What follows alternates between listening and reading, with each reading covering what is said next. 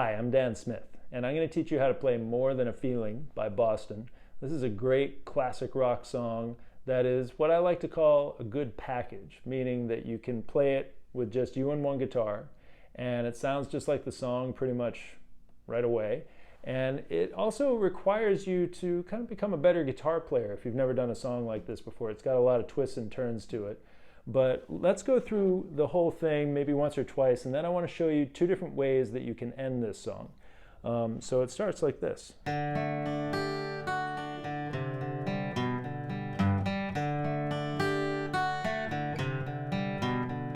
I looked out this morning and the sun was gone. I turned on some music to start my day.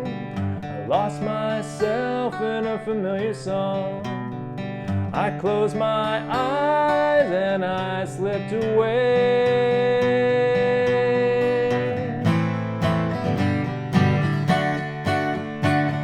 It's more than a feeling, and I hear that old song we used to play. I begin dreaming, and I see Mary Ann walk away. My Mary Ann walking away.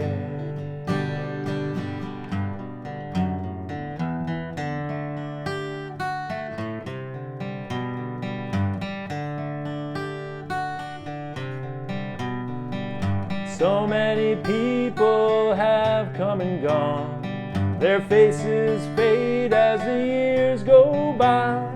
Yet I still recall as I wander on, as clear as the sun in the summer sky.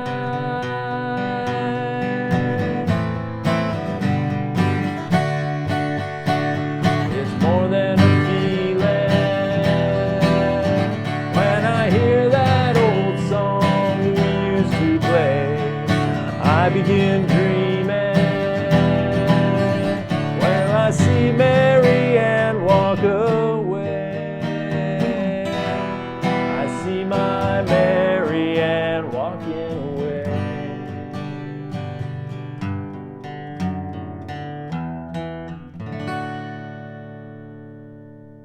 So that was 2 times through. There is a third verse, which we will, it's basically the same chord progression with different lyrics. And like I said, there is a different ending that I want to show you, but let's take it from the very beginning. You're going to start with a D suspended. So what you do is you take a D chord, but you include your pinky down here on the first string of the 3rd fret, so right next to your ring finger. And you're just going to start with an arpeggio. An arpeggio is one of these Italian musical terms. It just means playing individual strings within a chord. So the order of the strings you're going to play is 4, 3, 2, 1, just to start.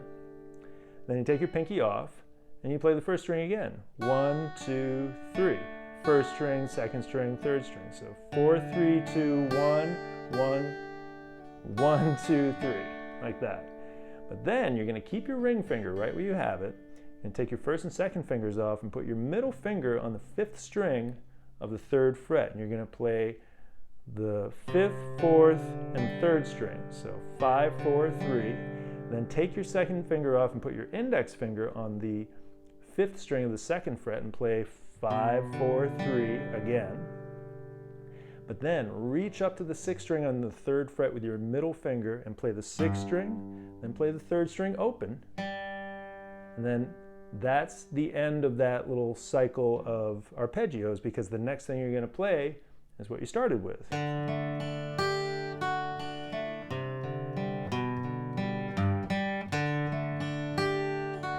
So ideally, you want that to be a very seamless loop. So the most important part of that riff is the last 2 notes, because that connects up with the first note of where you started. So a really great little section of it to isolate and work on is to play the 6th string, the 3rd string open, and then the 4th string, because that's what's going to create that kind of circular feeling to the whole thing.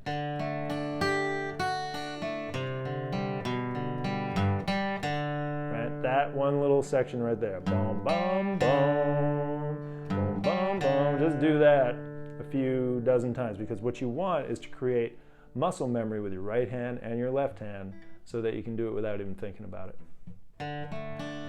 However, you're going to do that 4 times.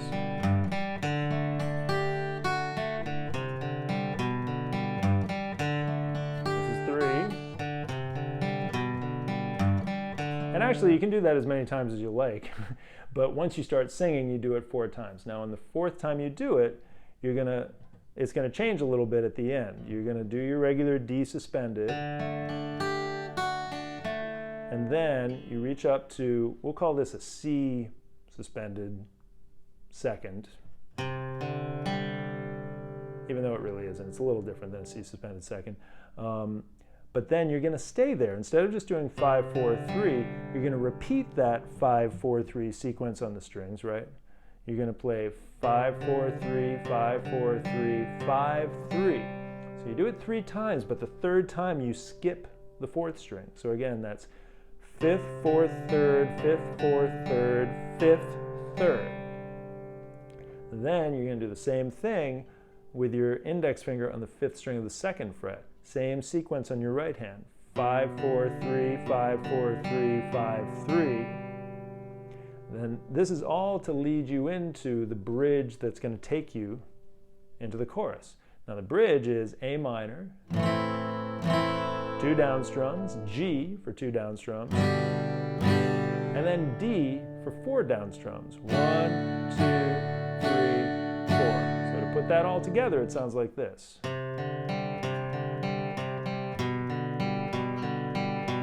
A minor, G, D, 2, 3, 4. Now, as you probably noticed, when I was demoing the song, I did the chorus in 2 different ways. You can do it with bar chords, which is obviously a little more challenging, or you can do it with open chords, which gives you that kind of big, open, strummy kind of thing. When I perform this song, I tend to start with bar chords, and then for the sort of the big finale, I tend to do it with open chords because it's a little more victorious and dramatic that way. But let's look at the bar chords. So you're going to start with an E-shaped bar chord on the 3rd fret. This is a G. And the thing to remember is you're going to strum this chord twice, but the 2nd strum is really a slide up to the next chord. So it sounds like this. Like that, right? I'm sliding from the 3rd fret up to the 8th fret for a C chord. Then once you get there, then you play it 3 more times. So it's G, slide, C, C, C. Right? Listen to that again. G, slide, right? So you got to really hang on to all the strings to create that slide. But then, after your C chord, then you're going to go back 1 fret and down 1 string to E minor. So now I'm playing an A minor shaped bar chord. If these terms aren't familiar to you, then you should totally check out my video about bar chords, in which I explain all these different kinds of bar chords. However, this is what we're going to call an A minor shaped bar chord. It's on the 7th fret. My 2nd finger is on the 2nd string of the of the 8th fret. My index finger is barring, obviously, the 7th fret. My ring finger is holding down the 4th string on the 9th fret, and my pinky is holding down the 3rd string, also on the 9th fret. And I play the bottom 5 strings.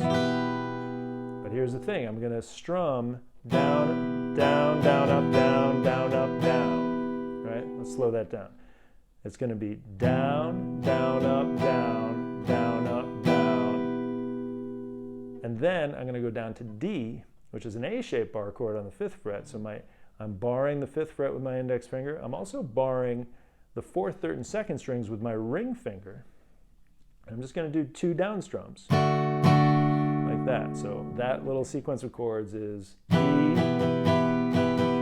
D. It's very important that you punctuate it with those 2 down strums at the end. So to put that whole thing together, it sounds like this. G, slide, C, C, C, E minor, E minor, E minor, D, D.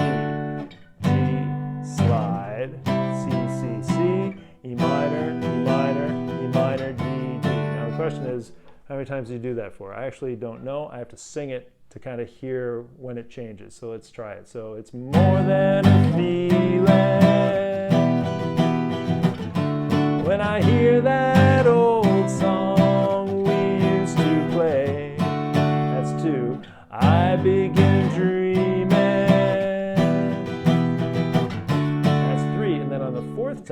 it changes a little bit at the end. You're going to do G and C till I hear see Mary Ann walk away. Now here's where it changes. It goes to E flat, a chord that in a way it doesn't sound like it really belongs in the song, but it actually makes the whole thing work.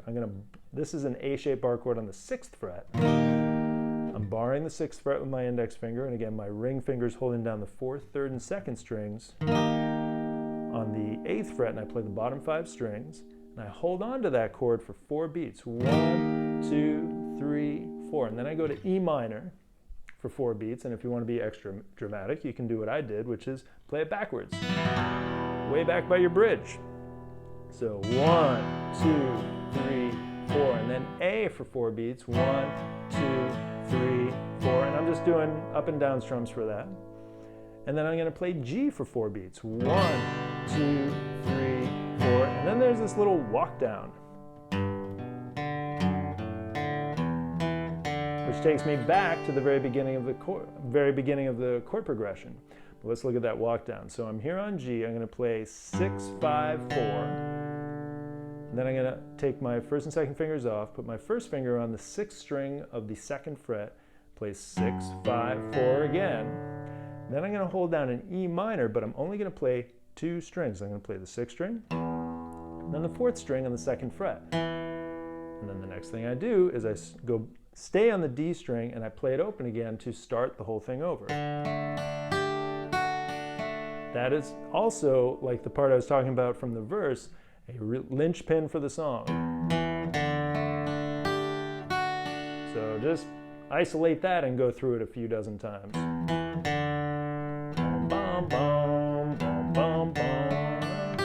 Because that's going to tie the whole thing together.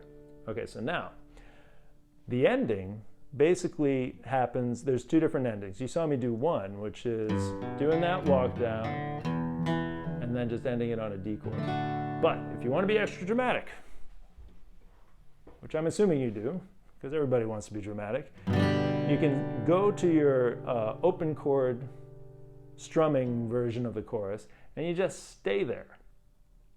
And I like to do a nice big note at the end. This is my best attempt at trying to recreate what Boston did for the actual studio recording of the song, where they do this just stratospheric note at the end. I'm not going to do that, but I tend to do something, you know, I kind of go up a little bit, so I'll do it's more than a feeling as I see Mary Ann walk away.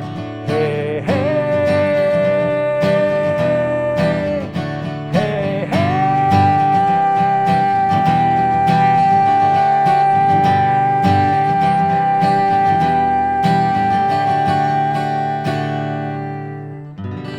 And then you just end it on a G chord. So these are options. You might come up with your own way of ending the song. This is how I tend to do it. I think it's a really fun song, and it's a great way to just develop your guitar playing, whether you think of yourself as a campfire strummer or somebody who wants to play in a live setting in a bar or whatever. It's definitely a crowd pleaser. So I'm Dan Smith, and if you enjoyed this video and you found it helpful, please click like and subscribe. And there are many more videos to come, and I'll see you next time.